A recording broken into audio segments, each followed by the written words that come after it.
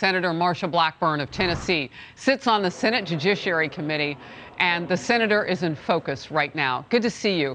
First of all, your reaction to the fact that the DOJ is completely silent on this, when I just read, look, they have law, they could take action. They could take action, and they ought to be taking action. They ought to be marching every one of these people down to the police, their headquarters, and then booking them for being in violation. You just read the code and exactly what it says. This is against the law. What they are doing is against the law. But I have to tell you, Harris, as we look at this, it is becoming apparent that this was a leaker from the left, a Democrat, who wanted to undermine the work of a justice and who wanted to reach a different outcome. And in order to do that, what they are doing is something unprecedented. They released a working paper that justices used to pass between one another to arrive at a decision that they wanted. And now, in order to push it even further, you have these leftist activists who are organizing these protests in front of justices' homes. This is unsafe. It disrupts the entire community. They are trying to do it as a source of embarrassment to the justices, but what they're doing is embarrassing themselves, and their actions, they have to be held to account. Well, and we hope, and hope is not a strategy, but you know, we have the expectation that they will control themselves in this instance. Anything can happen accidentally, incidentally. Anything can happen when you're on somebody else's property. Like you don't want to be that close. You just don't. It's against the law, and it can be a slippery slope. And as you said, we've gone from a really seditious leak to bad behavior now breaking the law. There is a connection there. It's like, well, if you're not going to hold that side accountable for what it did with the leak, then we can do whatever we want. I want to get to this. The leader of the Wisconsin pro-life group, Senator, that's the offices of, which were allegedly attacked over the weekend.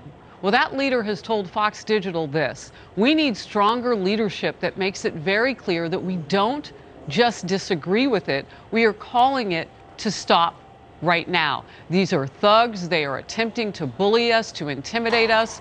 We will not be silent. So this isn't a person's home, but it is the very violence that the White House said is not happening.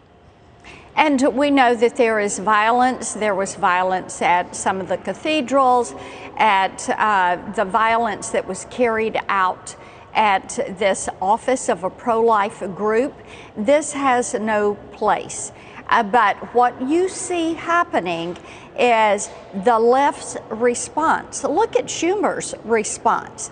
He wants to put on the floor a piece of legislation that goes much further than Dobbs. It would go further than France or Poland. It would go further. It would be an abortion on demand 24/7 for whatever reason. It would allow dismemberment abortions. And Harris, this is something that it's inconceivable that they are pushing this, making this such an issue. As I've talked to women all across Tennessee, what they've said, oh, you know, at first we thought there was going to be a ban on abortion. We realized that is not true. That this is saying the states have the right to set the regulation and restrictions on abortion. Most women think that's a good thing. They like that. They appreciate that. It gives the state legislatures the ability to make that choice as to how they want to set the rules and regulations on abortion. So the misleading that is involved with this, the not focusing on the leak, but immediately jumping to politicize this, the remarks of Pelosi, the remarks of Schumer, the way they have not called out people that are protesting, breaking the law at the homes of these judges, it is something that does need to be addressed, and the president, the White House, should take the responsibility of addressing this. Look, and somewhere along the line, since the president says he's going to get out on the campaign trail for the midterm election, somewhere on the lines, they're going to have to explain, Democrats, why when they had a bicameral leadership on the Hill and the White House under Barack Obama, they didn't codify Roe versus Wade. If that's what they really felt so strongly about, maybe they didn't have the support that they thought they had, and now they don't have to explain anything. They can just fight, blame it all on Republicans. Yes, and that's what they're trying to do. That is exactly what they're trying to do. Nothing is their fault. Everything is the fault of Republicans. They're not wanting to talk about the leak. They don't want to talk about the open border. They don't want to talk about human trafficking. They don't want to talk about inflation, the price at the pump, the gas prices. They don't want to talk about Russia and Ukraine. They don't want to talk about the Chinese Communist Party. No. But they feel like they've got a nugget of an issue. They are very wrong. They are misjudging this. People are tremendously upset about the leak and what that has led to in the actions of these protesters. Senator Marsha Blackburn from the great state of Tennessee, thank you for being in focus today. Good to see you.